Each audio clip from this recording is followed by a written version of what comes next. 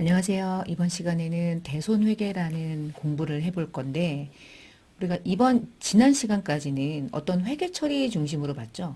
뭐 돈이 나갔다, 대여했다, 돈이 나갔다, 단기 매매 증권을 취득했다. 예를 들면 뭐 매출이 발생했다. 근데 못 받았다. 외상 매출금이다. 뭐 이런 식의 이제 회계 처리를 해봤는데, 이번에 공부하는 이제 요 대손회계 파트는요. 대손이라는 개념은 우리가 받아야 될 다양한 채권을 받을 수 없는 상황을 의미하고 그런 것을 대비하기 위해서 하는 회계거든요. 그래서 조금 어떤 외부와의 어떤 거래처랑 거래를 통해서 뭔가 일어나는 회계 처리를 하는 게 아니라 내부적으로 금액을 예상해서 설정하고 하는 분야이기 때문에 조금 다른 형태의 회계 처리라고 보셔야 돼요. 그거 좀 중요합니다. 시험에 많이 나올 거고. 그리고 관련된 기출문제 풀어보면서 좀 해볼 거고요. 자, 요거 이제 지난 시간에 했던 이 대손에 대한 거를 간단하게 좀 얘기를 좀 해볼게요. 자, 대손 회계 중에서 앞에 제가 이제 각각의 계정들을 강의하기 전에 재무제표를 좀 약식으로 띄워드려요. 근데 재무상태표에 보시면은 유동자산 밑에 당좌자산 안에 얘 봤죠? 얘 봤죠? 전 시간까지 얘를 봤습니다. 근데 잘 보면 매출채권 밑에 괄호 표시에서 대손충당금이라고 적혀 있어요. 이게 어떤 의미냐면 먼저 한번 맛보기로 제가 숫자를 적어 볼게요. 여러분 매출채권에 외상매출금과 받으러움을 더한 거죠. 근데 그 다 더했을 때 예를 들어 1,000원이 있대요. 이 얘기는 매출로 일어난 채권 중에 12월 말 기준으로 받았다는 겁니까? 아직 못 받고 남아있는 채권 잔액이라는 겁니까? 잔액이라 그랬죠? 얼마만큼 매출 채권이 있었냐? 중요하지 않아. 이 중에 얼마가 회수됐냐? 됐어. 현재 안 들어온 게 얼마야? 잔액이 중요한 거죠. 근데 그 잔액이 불안한 거예요. 이게 다 들어올지, 아직 들어오지 않을지, 이때까지 안 들어왔던 얘기는 채권이 불안하잖아요. 들어올 수도 있지만 안 들어올 수도 있잖아. 그러면 회계는 들어올 거라고 믿어. 그러나 회수가 되지 않을 거라고 예상되는 금액을 채권은 회수가 불가능할 상황도 분명히 생겨요. 요즘에 코로나 때문에 업체들이 힘들죠. 기업들이. 그러면 결제하고 싶어도 결제를 못 해버려. 그런 상황이 있을 수 있잖아. 자, 이 중에 일부가 불안하면 그 불안한 금액을 미리 예상하는 거야. 그래서 예를 들어 그 밑에다가 100원을 걸어놓잖아. 자, 100원이란 얘기는 1,000원 중에 100원 불안하다 이 뜻이야. 1,000원 중에 100원 불안하면 결국은 얼마는 불안하지 않고 받을 거라고 보이는 겁니까? 900원은 받을 수 있을 것 같아. 근데 100원은 왠지 거래처가 돈을 안 주는 전체 금액 중에 100원이라는 금액은 왠지 불안해. 자, 이 100원을 인식하고 싶은 거예요. 자, 대손은 그런 거고요. 대손은 무엇입니까? 난 지금 받을 권리가 있는 채권자예요. 채권자는 상대가 돈을 줘야 받아요. 그럼 채무자가 그놈의 코로나 때문에 거래처들, 채무자들이 갑자기 파산을 해. 등등등의 사유로 내가 받을 채권이 회수가 불가능하게 되는 상황이 일어나게 돼 있어. 언젠가 한 번은 일어날 수 있어요. 자, 그런 상황, 그런 경우를 우리는 대손이라 부르고요. 이때 회수가 불가능할 것 같아 라고 하는 채권은 지난 시간에 공부하셨던 외상매출금과 받으러 물거서 매출 채권도 불안하고요. 뒤에 공부할 기타 등등의 채권 중에서 미수금이나 대여금, 우리 대여금도 공부한 적 있죠 한번? 누가 돈을 빌려줬어. 6개월 동안. 빌려주면 상대가 돈 주고 이자도 주겠지. 그건 매우 긍정적인 거고 뒤집어 보면 못 받을 수도 있잖아요. 자, 그런 상황들. 그래서 대손은 꼭 매출 채권만 발생되냐? 아니, 기타 채권도 일어나죠. 전부 다. 근데 우리는 공부할 때 매출 채권 중심으로 그냥 공부하는 거야. 하고 기타 채권에 대한 대손은 똑같은 방식인데 과목이 하나가 달라질 거예요. 그것만 여러분이 공부하시면 돼요. 지금부터는 매출채권 중심으로 봐줄 수 없는 상황, 불가능한 상황을 미리 예상하는 거야. 일어나지 않은 일에 대해서. 우리는 하나님이 아니지만 미리 예상할 수 있어. 하다 보면 이본적인 추정이 생기니까. 자, 그런 걸 공부하는 겁니다. 그래서 모든 채권은 다 받을 수 있냐? 아니, 다 못 받을 수도 있지. 그걸 예상하자. 그걸 주주들은 그런 것까지 예상한 자료를 보고 의사결정하는 거니까. 자, 그럼 대손과 관련된 회계 중에 첫 번째. 지금 얘기한 대손 회계는 언제 합니까? 그러면 기말에 하는 거야. 보고기간 종료일 현재. 기말에 회수가 불가능한 불확실한 채권에 대해서 나름의 합리적이고 나름의 객관적인 기준을 가지고 산출해요. 그래서 그 산출한 대손이 발생될 거라고 예상되는 추산액을, 이렇게 추산액이야. 추산액을 대손 충당금이라는 이름으로 설정하는 거야. 이런 식으로. 그럼 여기까지는 이제 연습을 해보시는 거고, 밑에 외상 매출금에 대한 금액이 1년 동안 어떻게 거래가 일어났는지 상상을 해봐요. 우리 매출이라고 하는 게 일어나면, 상품 매출이 일어나면 1,000원이라고 하는, 이거 1,000억이라고 생각해봐요. 그러면 이 중에 막 1, 2억은 이 회사는 껌이지만 전체 금액으로 보면 엄청난 돈이죠. 상품 매출이 1,000이 일어났어. 근데 그게 전액 다 외상으로 외상 매출금으로 일어났었대. 그러면 1년 내내 외상 매출금은 차변에 발생이 되는 거야. 그래서 T자 계정을 가지고 바로 이해하시면 좀 더 빠르거든요. 분계는 분계고 이게 넘어가면 장부는 이렇게 만들어지는 거야. 그럼 외상 매출금 전체 장부에 대한 흐름을 보면 외상 매출금 차변은 언제나 발생된 게 붙어요. 매출이 발생돼서 외상 매출금이 발생된 거잖아. 그쵸? 그럼 이 자리가 1,000원이다. 이 얘기는 매출 때문에 1,000원이 발생됐나 보지 뭐. 외상 매출금이 처음에 채권이 있었던 거야. 근데 1년 내내 1,000원 중에 일부가 들어왔겠죠. 들어올 때 차변에 있는 게 대변으로 이제 반제가 되는 거죠. 얼마 들어왔다 그럴까? 600원 들어왔다 그럴까? 자, 600원은 현금으로 들어왔대. 얼마 다행이야. 외상 매출금은 대변에 오는 순간 이게 회수가 됐다는 걸 의미하는 거야. 600원. 그럼 여러분 이 중에 외상 매출금 회수가 안 되고 남아있는 잔액이 얼마입니까? 400원이죠. 이게 현재 채권 잔액이죠. 자, 이 중에요. 얘 들어왔잖아요. 그럼 얘는 아무런 문제가 없습니다. 끝. 문제는 얘야. 안 들어온 잔액. 자, 이게 기말 잔액이라는 거지. 1년 내내 매출이 일어나면 차변에 쟁여. 회수가 되면 대변 쪽에 붙어. 그러면 기말에 하는 일은 뭡니까? 아직 안 들어온 잔액, 그 잔액만 중요한 거야. 다 들어왔으니까 문제 없어. 자, 그럼 기말에 채권에 있는 잔액을 확인해 보니까 400원이야. 근데 이 400원이 올해 매출이 아닐 수도 있잖아요. 한 10년 전에 매출 채권이 계속 안 들어오고 잔액으로 남아있을 수도 있죠. 이게 꽤 불확실한 거예요. 내년에 돈 들어올 수도 있어. 좋아. 그러나 반대도 있을 수 있는 거죠. 그래서 이 중에 일부는 회수가 되지 않을 거라고 예상이 돼. 그러면 그 예상을 하는 건 기업이 얼마를 할 건지 지 맘대로 하는데 그거 이제 객관적이고 합리적인 기준에 따라 경하는데 결국 요 금액을 대손 추산해서 대손 충당금으로 미리 설정하는 회계를 우리가 대손회계라고 불러요. 400원은 내년에 받을 수도 있습니다. 그러면 괜히 한 거죠? 아니에요. 예상하는 건 좋은 거예요. 미리 예상을 해야 외부정보 이용자들인 주주가 이 회사가 어디까지 예상하고 재무제표를 만드는지를 보죠. 최대한의 예상을 해야 좋은 정보가 되는 거야. 이런 일을 아무것도 예상하지 않고 다 받을 거예요. 믿으세요. 라고 하면 외부정보 이용자를 속일 수도 있는 거예요. 자, 이 중에 일부는 불확실할 거라고 예상되죠. 그걸 대손충당금으로 설정한대. 어떻게 하는지를 여러분이 공부하시는 거야. 자, 그럼 넘어가서 이제 다음 페이지에 가볼게요. 그 매출채권이라는 거는 그래 받을 수 없는 상황이 일어날 수 있지. 자, 그러면 첫 번째 자, 기말에 한다 그랬죠. 그러면 기말에 어떻게 가냐면 대손충당금은 보충법으로 간대요. 무슨 말인지 해볼 테니까 한번 보세요. 산식은 어려운 게 없어요. 보세요. 아까 제가 1,000원 중에 600원 들어왔다고 그랬죠. 그럼 얼마가 남았죠? 400원 남았죠? 저 400원을 저는 400만 원으로 좀 바꿀게요. 기말의 채권 잔액, 아직 안 들어온 잔액 얼마인지 카운트하는 건 일이 아닌 거야. 보이니까. 400만 원. 자, 이 중에 400만 원 전액이 불확실합니까? 이 중에 얼마일지 모릅니까? 얼마일지 모르죠. 이 중에 얼마가 대손이라는 게 일어날지 모르잖아요. 그래서 기업은 나름의 여러 가지 객관적인 기준에 의해서 추정할 수 있는 비율을 만들어요. 이거는 기업마다 다 달라요. 몇 프로가 불안하니 회사마다 다 달라. 다 다른데 여러분 시험에는 당연히 주는 거죠. 대부분 1% 많이 줘요. 야, 1% 정도는 그렇게 크지 않지. 뭐 이런 거야. 그쵸? 그러면 400만 원 중에 1%가 왠지 불안해. 그러면 400만 원 중에 1%면 얼마예요? 해도 4만 원뿐이 안 되죠. 그쵸? 그 4만 원 중에 일부가 왠지 회수가 될 것 같기도 하고 안 될 것 같기도 하고 요거를 이제 추정하는 거예요. 그러면 1%에 해당하는 금액만큼은 대손이라는 게 일어날 수도 있을 것 같아. 근데 우리가 처음에 하는 게 아니고 만약에 전년도에도 했고 전전년도에도 했으면 이미 대손 충당금이라고 하는 걸 설정했고 아직 쓰고 있지 않은 잔액이 있을 텐데 이건 없다고 합시다. 난 처음인 거예요.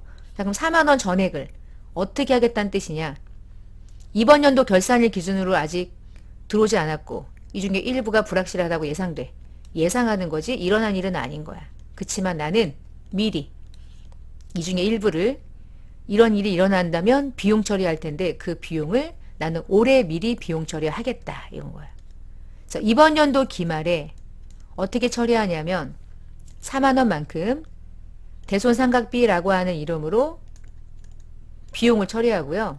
대변에 그것을 매출 채권이라는 채권을 직접 죽이지 않고 대손충당금이라고 하는 계정으로 일단 걸어뒀다가 나중에 이걸 가지고 대손 처리할 때 사용하는 거야. 제가 밑에 있는 설명은 조금 있다가 그러면 충당금 잔액도 없는 걸로 그냥 간단하게 난 처음이다. 그러면 400만 원 중에 1%가 불안해. 그러면 그 4만 원을 대손상각비 4만 원 잡고요. 충당금 4만 원을 잡는데요. 자, 이게 무슨 말인지를 제가 한번 해볼게요. 예제를 가기 전에 잠깐 보겠습니다. 여기까지 됐죠? 자, 그 다음 예제를 하기 전에 잠깐 화면을 조금 바꿔가지고 지금 당해년도에서 당해년도 1000만 원의 매출 채권이 있었고 그 중에 600이 회수가 됐대요. 그러면 현재 지금 400만 원이 채권 잔액이죠. 근데 이게 이제 X 1년인 거야. X 1년 동안의 거래였던 거지. 그럼 400만 원 중에 지금 불안한 금액이 4만 원이고 1%. 그 4만 원에 해당하는 금액을 미리 뭐 이렇게 하겠다고 막 그런 거잖아요. 근데 미리 안 한다고 생각해 봐요. 이 돈이 X 2년도에도 안 들어오는 거야. 예를 들어. 그럼 안 들어가. X 3년도에도 안 들어와. 그러다가 X 6년도 어느 날 갑자기 A라는 거래처가 파산 신청했대. 그래서 그냥 딱 떨어뜨리게 할게요. 4만 원에 해당하는 A한테 받을 외상 매출금을 더 이상 받을 수 없게 된 거야. 그런 상황을 대손이 발생됐다 그러거든요. 그럼 이날요 회계처리 어떻게 가냐면 이때까지 외상 매출금 받을 거라고 예상했던 금액을 이날 죽이는 거예요. 4만 원을. 자, 4만 원을 죽이면서 차변에 즉시 이제 비용 처리해야죠. 근데 이때 대손이 발생했을 때 비용 처리하는 이름이 대손 상각비입니다. 그러면 이때 이렇게 처리하는 거 나쁜가요? 괜찮아요. 해도 돼요. 이렇게 해도 되는데 우리는 이 기간이 무슨 문제가 생기냐면 이 4만 원이라는 비용을 X 6년도에 비용 처리하면 이 비용이 매출도 일어나지 않은 X 6년도에 사실은 우리끼리 말하면 생뚱맞은 연도지. 외상매출금이라고 하는 건 언제 발생됐냐면 X 1년에 발생된 거야. 그럼 매출이 일어난 연도에 이에 대응하는 비용을 그때 대응시켜서 비용 처리하는 게 수익과 비용을 대응하는 입장에서 더 유리한데 우리가 이때 매출이 일어나고 받을 수 없게 된 채권에 대해서 매출도 일어나지 않은 X 6년도에 생뚱맞게 비용 처리하는 게 수익은 5년 전. 그에 대응하는 손실 계정은 X 6년. 수익과 비용이 같은 기간에 대응되지가 않는다는 문제가 생길 수가 있어요. 그 다음에 두 번째는 이런 일이 일어날 거라는 걸 예상을 한 번도 안 한 거죠. 계속적으로 상대가 연락을 안 하고 돈을 주지 않으면 이런 일이 생길 수 있는데 그런 것들을 하나도 예상하지 않은 걸로 보이잖아요. 그래서 이런 부분에 대해서 우리가 미리 예상하는 거예요. 근데 지금은 제가 딱 떨어지는 금액으로 얘기했지만 어떻게 딱 떨어집니까? 막 26,000원, 어떨 때는 200만 원 막 이런 식으로 거래가 일어나는 거죠. 그래서 최소한의 금액을 결산일마다 아직 안 들어온 게 얼마야? 그 중에 불안한 금액이 얼마야? 그러면 그 금액을 생뚱맞은 연도에 비용 어차피 처리할 거라면 적어도 그때 처리할 거 미리 처리하자. 대손상각비. 그리고 오늘 외상매출금이 회수가 불가능한 게 확정된 게 아니니까 걔를 별도의 계정으로 대체시켜 놓는 거예요. 그 이름이 얘였던 거죠. 대손충당금.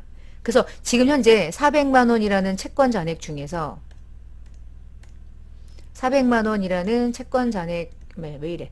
400만 원이라는 채권 잔액 중에서 1% 정도의 불안한 금액이 4만 원이라면 그 4만 원은 이번 연도 기말에 미리 비용 처리한다 해도 비용 부담 덜 되고 이번 연도에 매출액에 대응하는 대손 처리가 될 거라면 올해 같이 비용 처리를 미리 하는 것도 예상하는 의미로 나쁘지 않고 대신 여러분 비용이 들어가면 일어나지도 않은 비용이죠 사실은. 근데 일어나지도 않은 비용이 들어가면 비용이 증가는 이익을 감소시키겠죠. 당기순 이익을. 근데 이익이 감소되면서까지 이걸 한다면 이게 들어갔는데도 이익이 감소됐어. 그런데 결국은 당기순 이익이 나기는 해. 그러면 완벽한 기업이라고 보는 거야. 비용을 과다하게 잡았는데도 불구하고 이익이 난다면 이것 때문에 손실이 나지 않고 이거 들어가도 이익이 난다면 그게 진짜 이익이 탄탄하다고 보이는 거예요. 기업의 재무제표를 볼 때. 그래서 미리 비용 처리하는 걸 선호하고요. 여러분은 이렇게 하시는 겁니다. 무조건. 기말에 예상하는 거예요. 그리고 대변에 이게 아직까지 회수가 안 됐다 이건 아니죠. 그냥 우린 예상하는 거잖아. 예상. 그래서 외상 매출금을 죽이지 않고 외상 매출금을 차감하는 계정인 대손 충당금이라는 충당하는 거죠. 대손이 일어나면 쓸 거야. 나는 아직 일어나지 않았으니까 외상 매출금은 죽이진 않아. 라고 하는 별도의 차감 계정으로 대손 충당금 이렇게 처리를 해요. 그럼 이렇게 처리하고 요거 과잉일 때 요 경우 있죠? 요 환입일 때 요건 조금 있다가 여러분은 요 경우 그러면 이렇게 잡아 놓으면 4만 원을 잡아 놓으면 어떻게 회계 처리가 되는지를 요 기말에 충당금 설정하는 걸 조금 있다가 가고요. 여기서 제가 연결해서 이해하면 요걸 봐야 되겠다. 여러분 제본에 교환에 다음 페이지 여기 있는 거 조금 이따가 하고요. 이렇게 가볼게요. 자, 재무제표에 어떻게 표시됩니까? 그러면 이렇게 표시된대. 지금 현재 재무상태표 열었을 때 외상매출금 옆에 1,500만 원은 현재 잔액을 의미하는 거야. 채권 잔액. 근데 채권 잔액 밑에 150만 원이 충당금이라는 계정가 이렇게 붙어 있죠. 그 얘기는 1,500 중에 우리가 대손이라는 걸 미리 예상한 게 150이다 이런 뜻인 거야. 그럼 1%를 의미하는 거지. 딱 보면. 그럼 1% 빼고 나머지 1,350만 원이 뭐냐? 1% 정도는 대손이 발생될 수 있어. 그치만 나머지는 받을 수 있어. 실현이 가능해. 라고 해서 1,350만 원이라는 게 별도로 얼마 정도는 순수하게 실현될 수 있는지까지도 보여주는 거예요. 그래서 외상매출금 옆에 있는 건 얘 잔액. 얘랑 관계되는 충당금이 얘 밑에 붙으면서 얘를 차감하는 기능을 해요. 그 대손 충당금은 자산을 차감하는 기능을 합니다. 그 자체가 부채가 아니야. 왜 부채가 아니란 얘기를 하냐면 대변에 왔으니까 부채인 줄 알아. 근데 부채가 아니라 외상매출금이라는 그 채권을 차감하는 기능을 하는 거야. 차감은 요렇게. 요런 방식으로 이제 보여준대. 그럼 이게 매년 기업들이 이렇게 충당금을 설정하다 보면은 이제 매년 이제 어떤 일들이 벌어지냐면 다시 가보는 거예요. 처음부터. 자, 이게 X1년도, X2년도 매년 반복해요. 계속 반복하다가 이제 X5년도가 된 거야. 자, X5년도에도 또 기말채권 잔액을 마감해. 올해는 1,000만 원이 채권 잔액인 겁니다. 그래서 1%를 했어요. 그랬더니 저는 이번 연도에 100만 원을 충당해야 되는 거야. 근데 제가 100만 원을 충당하려고 하는데 장부를 열어보니까 2, 3년 전까지 계속적으로 이 충당금을 설정하면서 한 번도 충당금 대손이라는 게 발생되지 않았는지 내랑 관계되는 충당금의 잔액이 이미 있는 거예요. 20이. 그럼 여러분 100만 원이라는 금액을 딱 만드는 게 내 목표예요. 1%. 근데 충당금 잔액이 좀 있어. 그럼 얼마를 더 보충하면 내가 원하는 금액으로 만들어낼 수 있어요. 우리는 보충을 하는 거예요. 100만 원이라는 금액은 1%의 토탈, 맥시멈이야. 근데 그 중에 충당하기 전에 이미 충당해가지고 사용하지 않은 잔액이 이미 있네요. 20이. 그럼 필요한 것만 집어넣으면 되잖아. 분계는 필요한 것만 하는 거야. 금액이 딱 있으면 할 필요가 없는 거죠. 그럼 80만 원만 어떻게 하면 돼요? 대손상각비 80 잡아주고요. 대변에 충당금 80을 잡아주면 된대요. 이렇게 대손 충당금을 설정하는 거야. 첫 번째. 자, 이렇게는 어떻게 한 거냐? 대손에 대한 추정액이 100인데 그와 관련된 충당금 잔액이 이미 있긴 있지만 좀 부족해. 얘가 많아. 그러면 20만 원에서 80만 원만 더하면 내가 원하는 충당금 전체 추정액인 1% 100만 원 만들 수 있으니까 80만 원만 추가하는 방식으로 취한 거죠. 그러면 얼마가 되는 거야? 충당금이 100이 되는 거야. 100. 100만 들려고 하는 거야. 자, 그럼 두 번째. 제가 100만 원만큼 1%를 다 설정하고 1000만 원의 1%면 아니잖아. 1억에 1% 죄송해요. 1억에 1% 100만 원. 그럼 100만 원에 대해서 내가 충당금 설정하려고 보는데 충당금 잔액이 색깔 바꿀게요. 충당금 잔액이 150이 있는 거예요. 이럴 수도 있잖아. 그럼 150만 원이 있다는 얘기는 전년도까지 이 충당금 설정을 했지만 이런 일이 발생되지 않았고 잔액이 좀 많이 있는 거죠. 그럼 150이 있다는 얘기는 100만 원 중에 150을 빼서 하는 거거든요. 그럼 얼마를 하면 돼요, 이 경우는? 마이너스 50이잖아. 이 경우는요, 충당금이 오히려 많기 때문에 충당금이 이미 있는 금액을 차감하는 거야. 충당금이 이미 있는 금액이 제거되고요. 그만큼을 대손충당금 환입이라는 이름으로 설정해요. 근데 얘가 판관비를 차감하는 계정이래요. 이게 무슨 얘기인지 제가 뒤에 예제를 가지고 좀 보여드릴게요. 자, 일단은 이런 경우가 대부분이고요. 요 아래 경우는 예외, 아주 예외적인 경우. 그러니까 충당금의 실제적인 추정액은 무조건 100.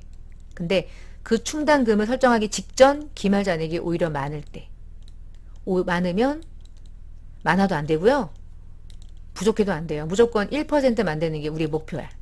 근데 1%보다 적으면 추가, 1%보다 많으면 까니까 추가는 충당금의 증가, 까는 건 충당금의 감소. 그리고 반대 계정인 상각비, 충당금 환입 이렇게 처리를 한대요. 일단 요 첫 번째 경우를 가지고 쭉 예제를 가지고 좀 풀어볼 거니까 환입은 다 하고 나서 설명을 드릴 거야. 두 가지 경우가 있다는 걸 알고 계셔야 되니까 설명을 좀 드렸고요. 그러면 숫자를 가지고 한번 계산을 해볼게요. 자, 1, 2번 두 가지 경우를 좀 볼게요. 1번 결산하는 날 기말에 외상 및 출금에 있는 잔액을 보니까 잔액에 대해서 10%를 충당하는데 우리는 기말 연재 외상 및 출금의 잔액이 1,500이고요. 얘랑 관련이 있는 충당금의 잔액은 100이 있대요. 이렇게 나오는 거야. 그럼 여기서 어떻게 구하냐? 똑같이 산식에 의해서 1,500만 원이 채권 잔액이죠. 근데 10%까지 할 거래요. 그럼 얼마 만들면 돼요? 150 만들면 되는 거야. 근데 150 만들려고 보는데 충당금 잔액이 100이 있대. 그럼 얼마만 보충하면 돼요? 50만 원만 보충하면 되죠? 자, 50만 원은 아직 일어나지 않았지만 미리 비용 처리한다. 대손상각비라는 비용. 얘도 판관비예요. 그리고 대변에 충당금이 있으니 얘만 집어넣은 거죠. 대손충당금은 50만 원만 보충해서 설정한다. 이렇게 보시면 돼요. 충당금을 설정하기 위해서 그에 대응하는 걸 비용 처리하는 거야.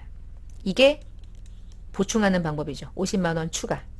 근데 두 번째, 외상 및 출금만 하는 거 아니에요. 바드러움도 하는 거야. 자, 바드러움도 똑같이 채권 잔액은 1,500이고 10% 가는데 바드러움에 대한 충당금 잔액은 200이나 있더래. 그러면 150 만들어야 되는데 200이나 있죠. 그럼 50이 더 많은 거죠. 이 경우는 마이너스 환입이 나올 수 있죠. 충당금이 많아도 안 되거든. 그럼 충당금을 150만 원 맞추기 위해서 많은 금액은 50만 원 제거, 충당금 차변 제거하고 대변에 그때 얘를 뭐라고 처리하냐면 대손충당금이 다시 들어왔다. 다시 유입됐다. 잡지 않았죠? 잡은 것에 반대가 된 거죠. 예를 들면 충당금 환입을 잡는데 이게 판관비를 차감하겠대. 나중에 이제 비용 공부하면서 자연스럽게 아시게 돼. 근데 지금 이제 분개하는 방법이 이렇다는 거죠. 이럴 수도 있고 이럴 수도 있는 거예요. 분개를 알아야 여러분이 나중에 객관식에서 답을 찾아낼 수 있으니까. 자, 여기까지는 기본적인 결산시 추가, 보충하는 방법에 대한 설명이었어요. 지금 그러면 이렇게 했든 저렇게 했든 여러분의 결과는 외상 및 출금이든 바드러움이든 잔액은 1,500이죠. 근데 얘 밑에 1,500에다가 10% 하는 건 정해졌는데 얘랑 관계되는 충당금이 얼마냐에 따라 넣기도 하고 빼기도 하잖아. 근데 결론은 얘가 얼마든 재무상태표에 충당금은 얼마가 들어가기만 하면 돼요. 죽었다 깨도 150이 들어가는 거죠. 얘가 200이면 150으로 맞추고 50이면 150으로 맞추려고 더하고 200이었으면 빼는 방식으로. 그러면 부분 재무상태표를 열었을 때 외상 매출금 밑에 있는 대손충당금은 플러스 했든 마이너스 했든 결론적으로는 채권 잔액의 10%를 의미하는 거잖아. 그러네. 그래서 1,500이면 대손충당금은 10%를 설정했다고 하는 게 눈에 확 튀네요. 그렇죠? 나머지 90%는 실현 가능하다라고 볼 수도 있는 거지요. 이렇게 이제 장부가 만들어진대요. 이제 큰 흐름을 여러분이 지금 보고 계시는 거고, 자, 얘가 실질적으로 외부정보 이용자들이 보는 진짜 재무제표. 여러분 어느 동네 가도 모두 다 있다는 다이소. 자, 다이소 재무제표를 지금 진짜 재무제표를 보고 계시는 거야. 근데 진짜 재무제표를 보니까 여기 아래쪽에 2019년도가 얘고 2018년도가 이제 얘인 거예요. 근데 우리가 공부했던 거 기억나시죠? 현금 및 현금성 자산. 뭔지, 이 안에 있는 금액이 뭔지 대충 느껴지죠, 이제. 현금, 보통예금, 당좌예금, 3개월 이내에 현금화가 되는 현금성 자산. 이런 것들이 들어가 있겠지. 두 번째, 매출 채권이 있는데 매출 채권 밑에 충당금 보이세요? 이렇게? 그리고 얘가 지금 442억 443,554원이야. 근데 걔 밑에 442,040,436 어때요? 딱 이 금액의 몇 프로인 거예요? 딱 1% 아닌가요? 딱 떨어지지 않아요? 끝자리가? 딱 1% 설정하고 있는 게 보이죠? 기말에 보충을 했든 마이너스 했든 중요하지 않아요. 이거는 분계는 중요하지만 외부 정보 이용자에게 보여줄 때 이 회사가 적어도 뭐를 예상하고 있는 거냐? 매출 채권 전체 금액 중에 440억 중에 4억 4천은 대손이 발생될 확률이 있다고 보는 거죠. 그게 1%네. 우리가 공부하는 기업과 아주 수준이 딱 맞는 게 이 정도. 전년도엔 어땠어요? 438억이었어요. 4억 8,300 했잖아요. 딱 1% 한 거잖아. 전년도에도. 그럼 얘만 합니까? 단기대여금도 한다니까요. 충당금. 미수금에도 한다니까. 이렇게 해서 모든 채권은 다 한다고요. 불안하니까. 불확실하잖아. 그 불확실한 비율을 나름을 정하는데 매출 채권은 1% 하더라고요. 딱 떨어지게. 이렇게 1%, 2% 똑 떨어지게 하는 기업들 많지 않아요. 생각보다. 그렇게 못해요. 실제로는. 실무에서는. 근데 얘는 딱 떨어져. 그리고 밑에 있는 건 안 떨어지지. 이제 안 떨어져. 나도 몰라 이제. 32억이야. 근데 3,200도 아니고요. 2,900이야. 금액이 매칭되지 않죠? 그럼 나름의 방법이 있나 보죠. 그거는 여러분도 모르고 저도 모르는 일인 거고. 얘만 그런가요? 전년도에도 그랬죠. 35억인데 아니 3,500인데 35억이죠. 35억인데 3,400 매칭되지 않잖아. 잘 몰라 우리는. 그러니까 19억이야. 1억 4천이야. 뭐 딱 떨어지진 않아. 딱 떨어지진 않아. 하지만 얘는 딱 떨어져서 눈에 보기가 좋지. 딱 떨어지지 않는 경우가 훨씬 많습니다. 실제로는 훨씬 많아요. 다 이렇게 적는 거 아니지? 다 이렇게 적어야지. 얘는 딱 떨어지는 거죠. 그러니까 딱 티가 나지. 그치? 아주 뭐 특이하다고 생각하시면 돼요. 자, 이렇게 해서 외부정보 이용자들에게 네가 가지고 있는 채권도 다 보여줘. 근데 불안한 금액이 얼마인지도 보여줘. 예상할 수 있게. 그렇게 충당금이 얘를 차감하는 방식으로 보여주는 거야. 재무제표 중에 괄호 표시는 차감 계정의 표시 방법이다. 이렇게 생각하시면 돼요. 그러면 다음 시간에 연결해서 볼 건데요. 자, 이번 시간에 이렇게까지 보고 여러분이 생각해야 될 건 이런 거예요. 그러면 이렇게 대손이라는 걸 예상한 이유는 뭐냐? 일어나지 않은 일에 대해서 대손상각비를 예를 들어 10만 원 잡았다. 그럼 얘는 뭐냐? 그럼 왜 이렇게 잡았냐? 그 다음 연도에 갑작스럽게 외상매출금에 대손이 발생하면 이거 쓰기 싫은 거잖아. 이거 쓰기 싫어. 외상매출금은 외상매출금에 대한 대손이 발생했을 때 그날 외상매출금이라는 채권이 처리가 되는 거야. 더 이상 받을 수 없으니까. 그럼 예를 들어 8만 원 정도의 외상매출금을 받을 수 없게 됐다면 그 중에 대손 처리를 하기 전에 내가 이와 관련해서 전년도까지 대손 충당금을 얼마만큼을 설정했느냐에 따라서 상각비를 적지 않고요. 대손이라는 게 발생되면 쓰려고 설정한 거야. 그래서 얘를 잔액 한도 내에서 충당금을 사용하는 방식으로 대손 처리를 하려고 그러려고 우리가 대손 충당금을 이렇게 설정하는 거예요. 그러니까 대손 충당금 설정하는 이유는 뭐예요? 미리 막 잡으려고? 쓸데없이? 그거 아니고요.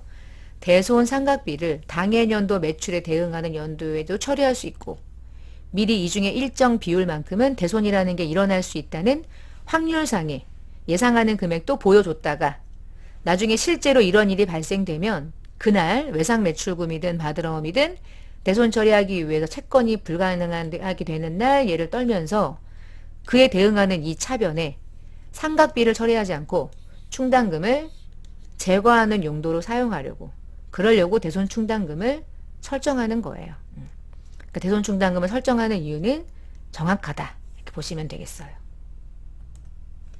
자, 이번 시간에 대손 첫 번째 어떻게 설정하는지에 대한 설명을 드렸고요. 다음 시간에 이렇게 설정한 내용들을 가지고 대손 처리를 하는 방식과 대손 처리했는데 다시 회수됐을 때 이제 1년의 절차를 보면서 분계 연습과 기출문제 엿보기로 같이 한번 또 풀어보겠습니다.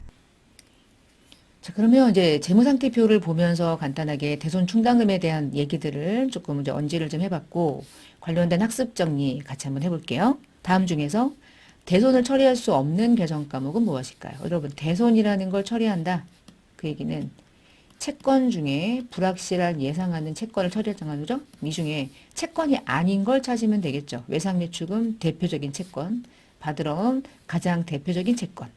미수금도 채권이죠. 매출 채권이 아닐 뿐이죠. 자, 미지급금은 부채이기 때문에 내가 결제를 안 한 거, 내 입장에서는 채무인 거죠.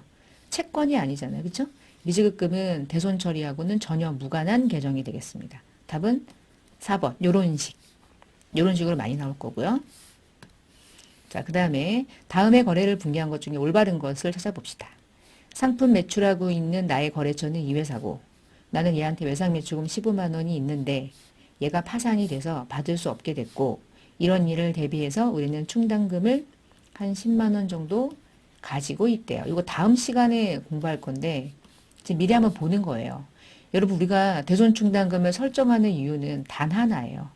15만 원의 외상매출금을 더 이상 회수할 수 없죠? 일단 반제하는 것 같아요.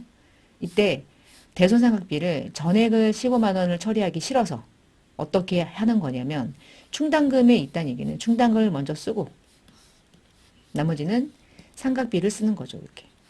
자, 이 얘기는 다음 시간에 지금 이 예제를 보면서 이게 대손 충당금이라는 걸 설정하는 이유가 이렇게 충당금을 설정했다가 대손이라는 게 실제로 발생이 됐을 때 그 잔액을 사용하려고 설정하는구나. 충당금이라는 게 그런 의미가 있구나. 나중에 쓰려고. 대손이 발생하면 나중에 쓰려고. 그런 공부하는 거구나. 이렇게 아시라고요. 한 번 더 볼게요. 기말에 결산을 할 때 매출채권 잔액은 20이고요. 1%를 설정한대요. 그럼 얼마 하면 돼요? 2,000원 하면 되죠. 근데 충당금 잔액이 얼마야?에 따라 달라졌잖아요. 자, 옳지 않은 것을 하나씩 골라봅시다. 첫 번째, 대손 충당금 잔액이 없대. 없으면 얼마 하면 돼요? 2,000원 전액을 상각비를 처리하고 충당금 설정하면 되죠? 근데 두 번째, 충당금이 800원 정도 있대요. 그러면 2,000원 중에 800원 제하고 1,200원만 하면 되잖아요. 요것도 맞네? 그쵸? 세 번째, 충당금 잔액이 딱 2,000원 있어. 여러분 2,000원이 있다는 얘기는 설정할 필요가 없는 거죠. 내가 설정해야 될 잔액이 그대로 장부에 있으니까. 분개 안 하는 거 맞죠? 마지막 근데 충당금 잔액이 2,500원 정도가 있대요. 그러면 2,000원에서 2,500원의 잔액이 있다는 얘기는 마이너스 환입 잡으라는 얘기죠. 충당금이 차변에 오고 이 자리를 환입으로 잡는 거죠. 이렇게. 자, 이 중에 틀린 분개는 4번. 중요한 문제. 데이터 하나를 가지고 요 하나를 가지고 다양한 사례별로 모든 문제를 풀어본 거예요. 사실은. 이렇게 마지막. 자, 항공상사의 매출채권 정보다 결산 시 얼마를 대손상각비로 처리할 것인가. 기말에 매출채권은 1,000이고 결산하기 전에 충당금 잔액은 15만 원이 있대요. 여러분 이때까지 대부분 이렇게 했잖아요. 매출채권 잔액이 1,000만 원이면 1,000만 원에다가 여러분한테 대손료를 줘요. 그럼 여기에서 충당금 잔액이 있으니까 빼서 이 금액을 보충하는 거고 얘를 대손상각비 잡으면서 충당금을 잡았죠. 요걸 찾으면 되거든요. 이때까지 이렇게 했죠. 하나의 대손율을 적용했죠. 매출채권 전액에 대해서. 근데 이번 문제는 뭐냐면 이렇게 하래. 경과된 기간별로 매출채권 토탈 금액은 1,000인데 이 1,000만 원이 같은 1,000만 원이 아닌 거야. 30일밖에 지나지 않은 채권은 300분이야. 그러면 얘는 2%만 하래.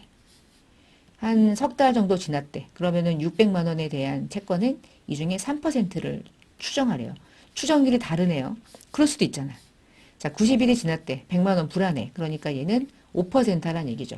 그러면은 300만 원에는 2%만큼을 적용해서 6만 원 하고 얘는 9%, 3, 6, 18. 그러니까 18만 원 하고 100만 원은 5%에 해당하는 5만 원을 해서 각각 계산한 금액을 합산해서 그럼 29만 원 나오네요. 그러니까 1%를 1,000만 원에다가 하루룩 때리지 않고 그 1,000만 원을 디테일한 대손 추정률을 각각 적용하는 거예요. 이렇게. 이렇게 적용하는 방식을 회계에서는 연령 분석법이라고 부르거든요. 하나만 때리지 않고 여러 가지 추정률을 각각 적용하는 거야. 뭐가 더 정확한 추정의 방식이겠어요? 당연히 연령 분석법이죠. 지금처럼.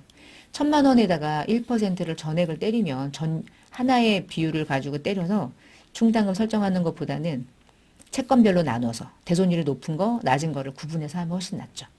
이렇게 29만 원을 만들면 요게 29만 원이란 뜻인 거예요. 이렇게. 다양한 비율을 곱한 거니까. 그리고 나서 대손 충당금 잔액은 15만 원이 있었잖아. 그럼 얼마만 보충하면 돼요? 14만 원만. 그 14만 원만 상각비라는 비용 처리하고 충당금을 보충하는 거죠. 그러면 답에서 지금 물어본 질문은 그래서 결산할 때 얼마 잡을 거야? 이 얘기죠. 답은 14만 원이요. 1번입니다. 이렇게 하시면 돼요.